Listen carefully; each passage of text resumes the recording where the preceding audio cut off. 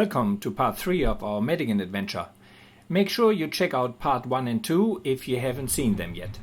We are somewhere between Camp 9 and 10 on the Madigan Line, and certainly notice that the dunes become steeper and a bit more tricky. So on this dune we waited a bit for Mike and Lee and Dan to catch up. Quick break, huh, Scotty? Not bad, huh?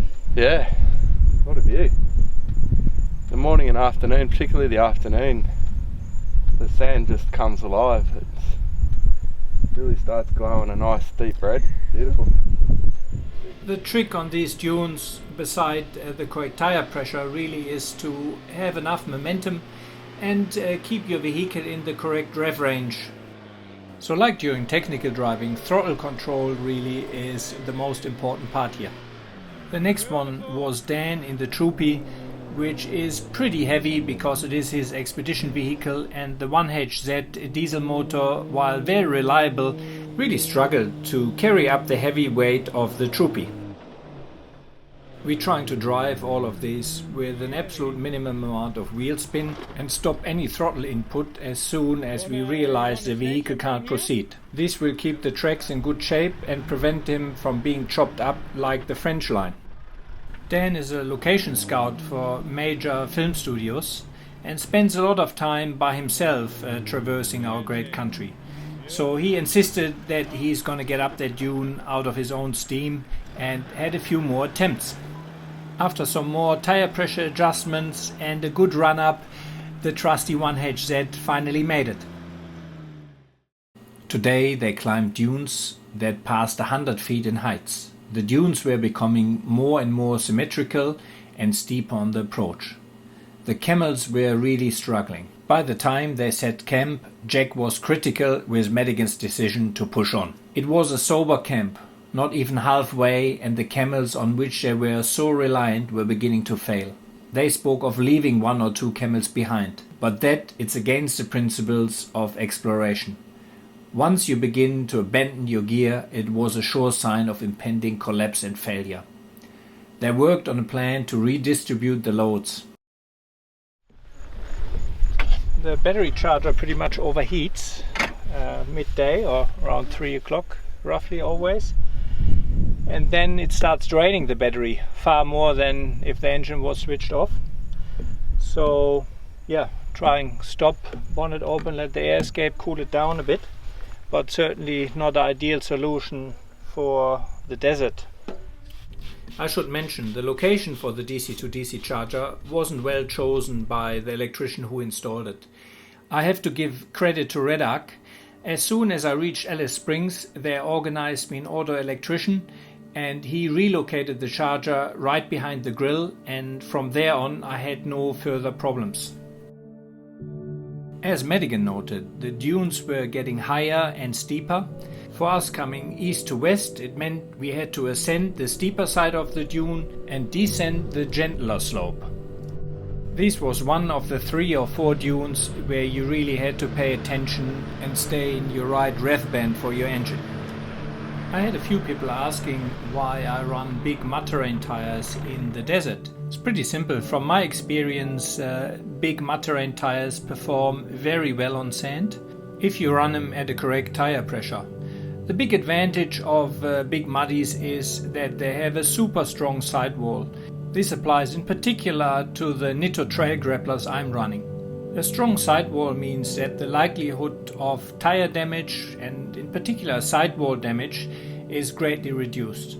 As a matter of fact, in all my touring, which must be around 150,000 kilometers, I've never had a puncture or sidewall damage in any of my big mud-terrain tires.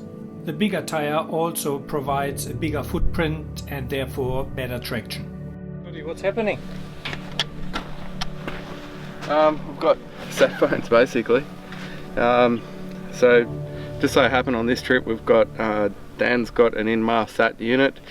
He's got 2 valid vouchers which he's screenshotted and they're unused. I have my unit. I also have a valid voucher which I confirmed beforehand. And Scott tried. Your phone doesn't even switch on, no? Yeah, this is Dan's phone. It won't despite being powered up all day, it was charging this morning. We spent the day on the road and it just fails to even switch on now despite being fully charged, so that's frustrating. But this morning I tried to use it using 2 different valid vouchers, only just prepared before the trip, and yeah, I got this error that Stefan's just got on his phone now, which is what was it? Terminated by network. We tried now my phone. We tried first the vouchers from Dan, 2 vouchers, didn't work. And then we tried my voucher, didn't work either. Everything, a single one of them comes up with terminated by network. I guess it just shows, guys, do not rely on a set phone. I mean, we don't have it for emergency purposes anyway. We managed to get the voucher recognized. Previously we used a shortcut, star, dash, whatever. And now I used the built-in the menu feature, and that worked. So it may actually be an operational error from our end. Not to mention though that the other phone doesn't work anymore, and it worked this morning.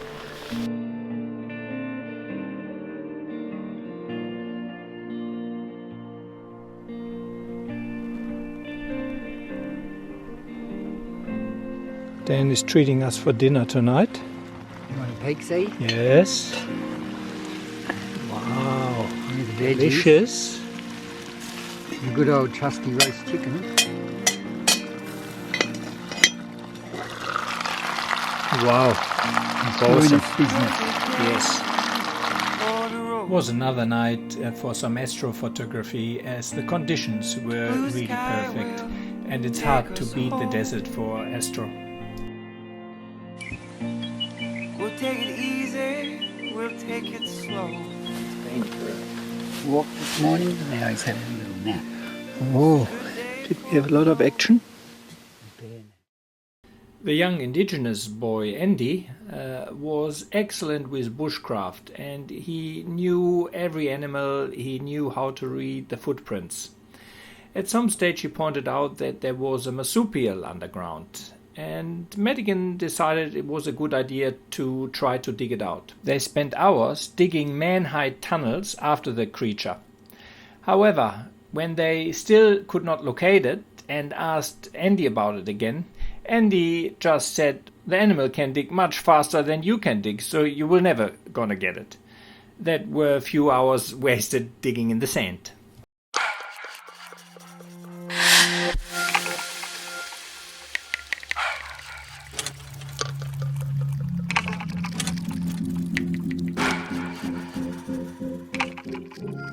It is quite amazing what kind of bird life you can see in the desert, given that there is no water for hundreds of kilometers. The Nankain kestrel is one of the smallest falcons, and unlike many, does not rely on speed to catch its prey. Instead, it simply perches in an exposed position, as we see here, but it also has a distinctive technique of hovering over crop or grassland.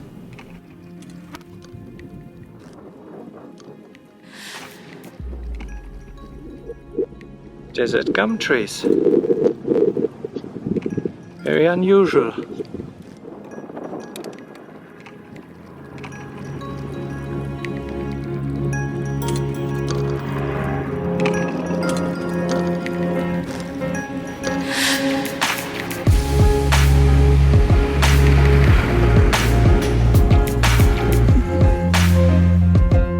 The journey had become a struggle. After a week, the men and the camels were tired, feed was becoming harder to find, and firewood was becoming more scarce. The sand ridges were exceeding 80 feet and more, and the going was becoming very tough. They had to search for easier ways down in the dunes, and as a result they began to drift off course. Storm clouds gathered on the horizon, so they made rain shelters, and tired men turned in for a good night's rest. Overnight the rain dropped some 20 points, half an inch, and the most unexpected thing happened. The men rose in the morning to find themselves held up by rain. It drizzled all day and made it too difficult to break camp. They were held up there for 3 days and nights as they couldn't pack their wet gear.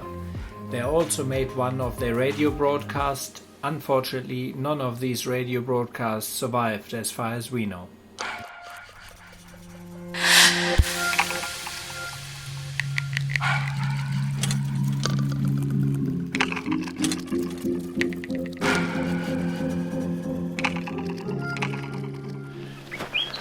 Good morning, guys.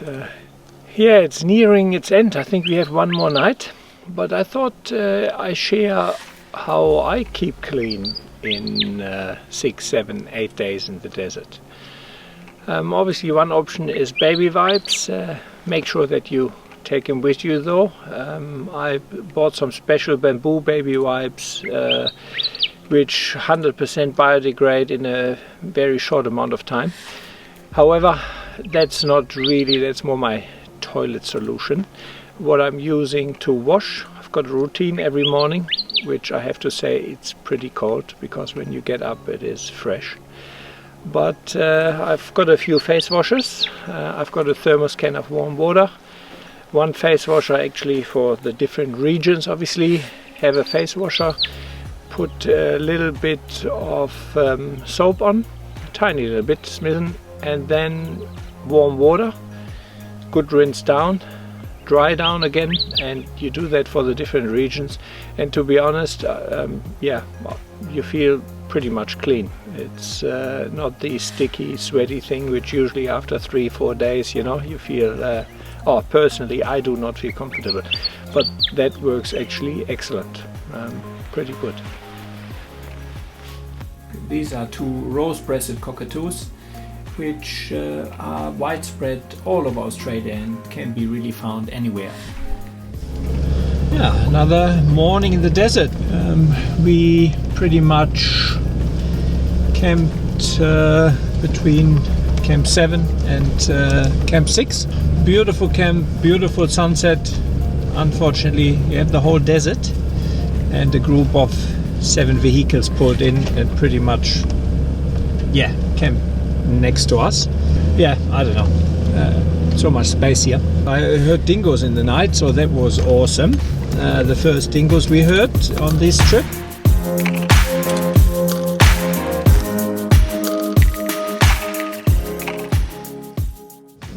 Not too far from Camp 5, Madigan Camp 5, but we turned south now and checking out an old airstrip, which supposedly is a very big airstrip. Yeah, smack bang in the middle in the desert, where you can apparently land one of the big planes. Certainly not well traveled, the trek here, that's for sure. We couldn't find any information about that airstrip, so if you know something, when it was created, why, please let me know. This is the end of part 3. Part 4 is already out on Patreon for my Patreon supporters. Please don't forget to like, subscribe and give us your comments if you enjoy the videos. Hey guys, all my videos are self-funded and the advert revenue doesn't even cover 1 tank of fuel. So if you enjoy my videos, it would be greatly appreciated if you could support me on Patreon. These will also give you early access to most of my videos. Special thanks to Dan Wood from Waypoint Expeditions, who provided all the Madigan background information.